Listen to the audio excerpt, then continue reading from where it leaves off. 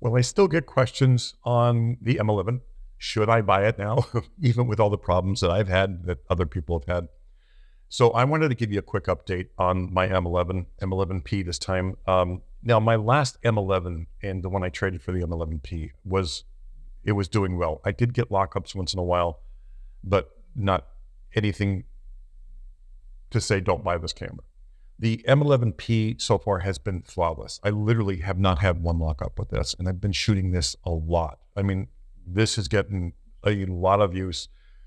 I haven't had a single issue, knock on wood.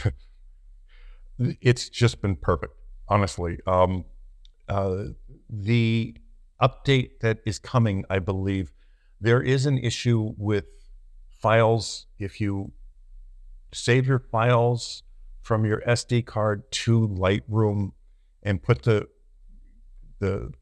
disk back in here without reformatting, I guess it could cause an issue. But I haven't had that problem because once I transfer, and here's my workflow, just so you know, I write to the internal memory for my raw files and back up on JPEG. I'll put a fresh card in here and transfer my raw files to the SD card, take it out and import it into Lightroom. And then I'll reformat that card in here before I take another shot. That has been working for me flawlessly. So that's my workflow. Now, other people said that, if they have the auto detect on the lens set in the camera, they have had issues. I have not had that issue. I keep it on auto detect and it just works flawlessly, no issues. So I know that the file update is coming soon, I hope. But until then, I have no problem with that extra step of writing to the internal and then copying raw files to a SD card and then moving to my computer. I just don't have a problem with it. I'm never in that big of a hurry that's going to slow me down. Now, the other thing is the lenses. I've been shooting the M11 for a long time now, and I'm shocked on what lenses I'm finding myself using most, which are the Summicrons. Now, when I first got the 50 Summicron, I was just like, this is not resolving like it should for my commercial work, and it wasn't. So I got the Voigtlander Apo, and I use that specifically for commercial work. I'll use it once in a while for client work, but I really don't need it. And what surprises me is I'm using the 35 Summicron and the 50 Summicron. This is the version 5. More than anything. I mean, I love these lenses. They are so lightweight, easy to carry. And, let me just show you my kit. This is my kit when I'm doing a job. I mean, these 3 lenses. I have the 28 Elmerit. Love this lens. It's a 2.8. It works perfectly. I never need wider open than that. Even with really dark events, I don't need a wider lens than this. It works perfectly. If I need more light, I'll turn up the flash a little bit. Honestly, that's it. This whole, I need a 1.4 or 1.2 because I shoot dark events. Like, who's in focus? I don't know if you ever shot an event before when you're saying I need a 1.2 to shoot events because this much of the person is in focus. It's like their eye and part of their temple is in focus and everything else is out of focus. And who shoots just one person per photo at an event? It just never happens for me. If it happens for you, good for you. If you could use a 1.2 and get that look, I don't know. The other thing is I use the SF40. I love that flash. It's amazing. The 24D I like. This is still my favorite flash, the Fuji EFX20. I just love this system, this setup for events, for a lot of things. I mean, I'm shooting more people with this than anything. I just love the look, and it is a look. Not everybody likes it. That's fine. And I have some clients that don't like it, so I'll just use regular strobe system. But every time I can get away with this setup, I will. And remember, this as my complete kit. Wow, it's impressive. Now I do have the Apo 90 if I need it for stage events or something like that.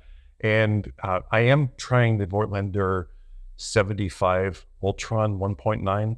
I'm really dying to try that because I just, every once in a while, I want a 75 for a headshot because I need that little bit of distance for a client. And I'm just really interested in trying that. So I'm looking forward to that. The 50 f1 I tried. I do love the look of the lens. I love the way it renders. My issue was that purple fringing. And, you know, since I don't shoot a lot with high contrast, I thought, oh, I can get away with this easy. But then when I did shoot in studio with strobe, there was purple fringing around the iris. It's like, oh, no. I can't deal with that. Now, if I shot all black and white, I wouldn't have an issue with it. It would be like the perfect lens for me, but I don't shoot all black and white. And the size and weight, it didn't bother me one bit, honestly. But anyway, that's my update for the M11, M11 P and my lenses, which, you know, I really wanted to share because I was shocked myself on how much I'm using the Summicrons over the Summilux. I do use the Summilux, but not nearly as much as I use the Summicrons, which really surprised me. And, you know, I do use it for commercial work sometimes when, you know, it depends on what the client is looking for and what the end product is going to be. But again, I'm not this blurry background guy that has to have blurry backgrounds. I like some kind of context in my images. As a matter of fact, someone just showed me an image they took of one of their clients, and it's one of my students, and it was like the most beautiful image of a woman in a pool. And I just fell in love with it because it was just the right depth of field. She looked fantastic. It was a great capture, but then the next image was this full blown out blur. And I'm just like, I hated it. Like it was an instant, I just didn't like the image because it was just a blurry blob behind her. There was no context. You know, you knew she was in a pool, but you didn't know a comp pool or anything. Everything just went away. It was just a prime example of, you know, too much bokeh is not good. You know, give some context to the image. And that first image that he did with context of you being able to see that she was in a pool and you saw the ripples in the water, it just added texture and depth to the image that was fantastic. I think you'd lose more depth than anything in texture when you use, you know, a 1.2 or an f1 for a completely blurry, creamy background. I just think that's crazy to me. You know, everybody thinks, oh, there's separation. Well, separation's one thing, but having texture and depth in an image is so much more than just the separation. You know, that's just my opinion, of course, but try it. You know, stop down your lenses every once in a while and take a look what you can do. Anyway, thanks for watching as always. That's my update. Wasn't quick. I rambled as always, but what can you do? Have a great day.